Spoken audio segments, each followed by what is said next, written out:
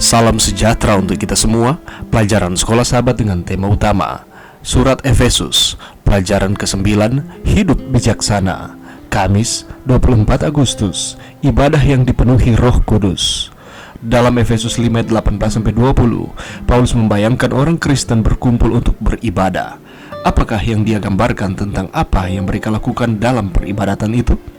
Dalam argumen terakhirnya dalam Efesus 5 ayat 1-20, Paulus mendesak orang percaya untuk berpaling dari penggunaan anggur yang mematikan pikiran dan gantinya mengalami bersama kehadiran dan kuasa Roh. Paulus melarang kemabukan, atau mungkin dengan kutipan dari Amsal 23 ayat 31 dalam versi bahasa Yunani dari Perjanjian Lama, menunjukkan bahwa dia memikirkan perintah larangan terhadap penggunaan alkohol seperti yang terlihat dalam literatur kebijaksanaan.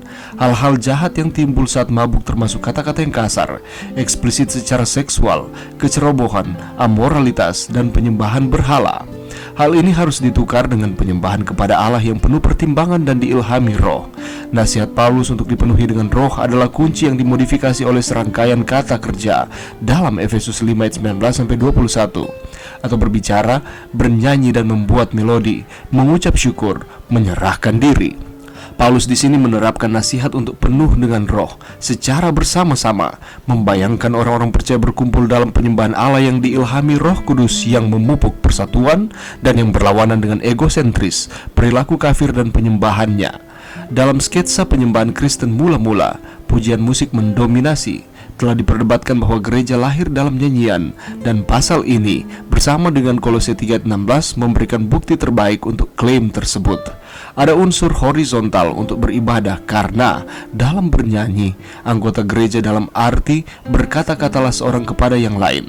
Namun, objek khusus dari pujian musikal adalah Tuhan, yang mana ditunjukkan dalam Efesus 5 ayat 20, mengidentifikasi Tuhan Yesus Kristus. Ucapan syukur Efesus 5 ayat 20 yang dijelaskan secara paralel dengan pujian musikal Efesus 5 ayat 19 harus dipersembahkan kepada Allah Bapa dalam nama Tuhan kita Yesus Kristus. Dalam frase lagu-lagu rohani, kata sifat rohani atau dalam bahasa Yunani pneumatiko menyoroti peran Roh Kudus dalam penyembahan, karena istilah tersebut menggambarkan lagu-lagu yang diilhami oleh atau dipenuhi dengan Roh Kudus. Sketsa Paulus tentang penyembahan Kristen mula-mula kemudian menggambarkan ketiga anggota tubuh ketuhanan sebagai peserta aktif. Bagaimanakah Anda dapat menggunakan musik untuk meningkatkan pengalaman ibadah Anda sendiri? Pelajaran yang bisa kita dapatkan pada saat ini di dalam Efesus 5 ayat 18 mengatakan, dan janganlah kamu mabuk oleh anggur, karena anggur menimbulkan hawa nafsu, tetapi hendaklah kamu penuh dengan Roh. Di dalam Efesus 5 ayat 1-20, Rasul Paulus mendesak orang percaya untuk berpaling dari penggunaan anggur yang mematikan pikiran dan gantinya mengalami bersama kehadiran dan kuasa Roh. Rasul Paulus juga memikirkan perintah larangan terhadap penggunaan alkohol seperti terlihat di dalam Amsal 20 ayat 1, Amsal 23 ayat 29-35. Hal-hal yang jahat yang timbul saat mabuk termasuk kata-kata kasar, kecerobohan, amoralitas, penyembahan berhala. Dan hal ini harus diganti dengan penyembahan kepada Allah yang penuh pertimbangan dan diilhami Roh. Anggur juga dapat didefinisikan dengan kenikmatan, kesenangan, atau kesukaan yang berasal dari dunia ini yang sifatnya hanya sesaat atau sementara saja. Oleh karena itu, Rasul Paulus menasihatkan agar kita senantiasa penuh dengan Roh Kudus. Kehidupan Kristen yang sejati adalah kehidupan yang sepenuhnya dipimpin oleh Roh Kudus di dalam setiap kehidupan kita setiap hari.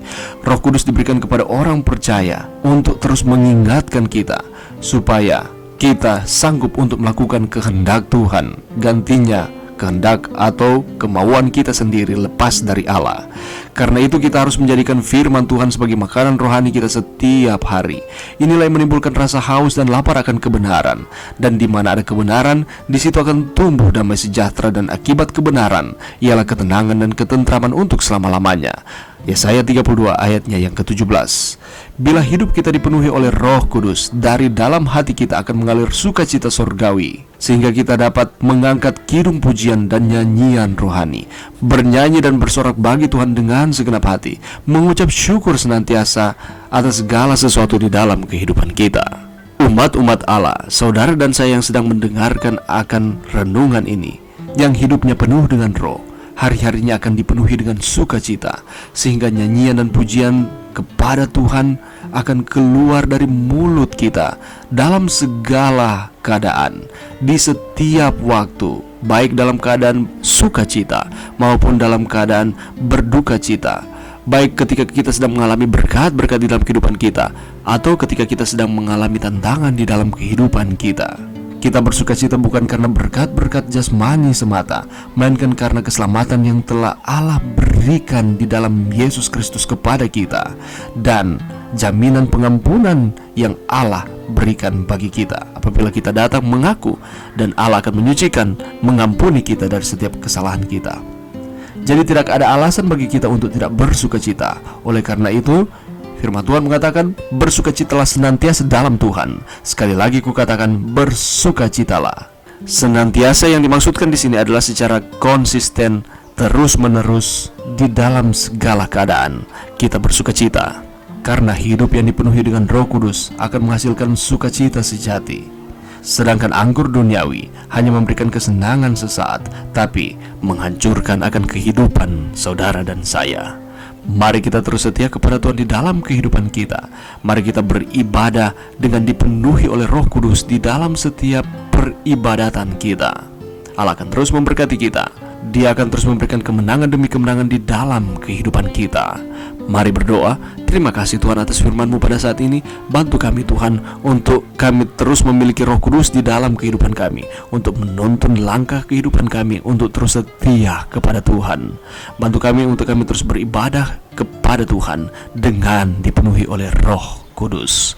Ini doa kami Tuhan di dalam nama Yesus. Amin.